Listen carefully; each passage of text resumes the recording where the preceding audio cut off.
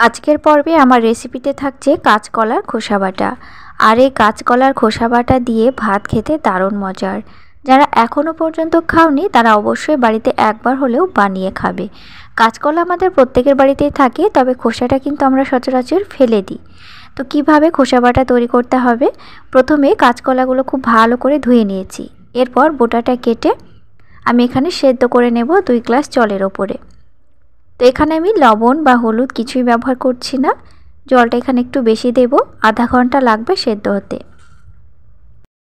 কাঁচা কলা থেকে কাঁচা খোসাটা দিয়েও খুব সুন্দরভাবে খোসা বাটা তৈরি করা যায়, তবে খোসাটাকে কুচি কুচি করে কেটে সর্ষে তেলের উপর হালকা একটু কালো জিরা ফোড়ন দিয়ে হালকা করে একটু ভেজে নেবে।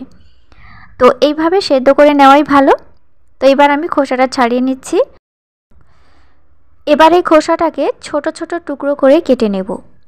ছোট ছোট টুকরো করে কেটে নিলে বাটার সুবিধা হবে। তো এখানে আমি শিলনোড়াতে বাটবো না, মিক্সার জারে দিয়ে বেটে নেব। তোমরা এখানে শিলনোড়াতে বেটে নিতে পারো। যে কোনো ভর্তা বা বাটা শিলনোড়াতে বাটলে টেস্ট একটু বেশি ভালো লাগে। আর ঠান্ডা ভাতের সঙ্গে বলো বা গরম ভাতের সাথে, দুটোই কিন্তু অসাধারণ লাগে। তো ছোট ছোট টুকরো করে আমি কেটে নিলাম।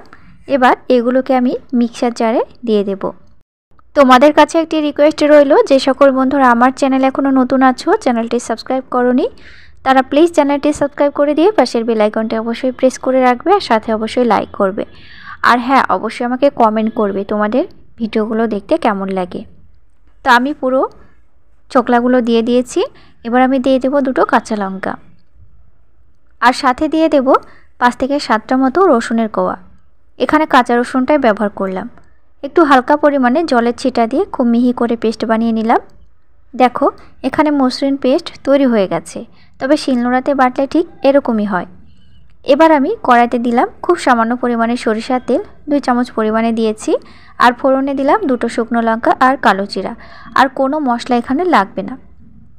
এবার আমি বাটা কলার খোসাটা দিয়ে দিলাম, অনবরত নাড়াচাড়া করব। আর ওপর থেকে দেব 1 চিমটে হলুদ আর স্বাদ মতো লবণ। এবার নাড়াচাড়া করে নেব যতক্ষণ না আঠালো ভাব আসছে। ঝাল লবণের মাপটা অবশ্যই স্বাদ মতো দিতে হবে, তবে এই সব বাটাতে ঝাল একটু বেশি হলে খেতে ভালো লাগে। তো এবার আমি যতক্ষণ না আঠালো ভাব আসছে ততক্ষণ নাড়াচাড়া করব। আর যখন আঠালো ভাব চলে আসবে তখন আমি নামিয়ে গরম ভাতের সাথে অবশ্যই পরিবেশন করব। সাথে রাখতে হবে 1 টুকরো লেবু আর পেঁয়াজ। ভিডিওটি আর বড় করছি না, ভিডিওটি ভালো লাগলে অবশ্যই আমার সাথে থেকো। Thank you.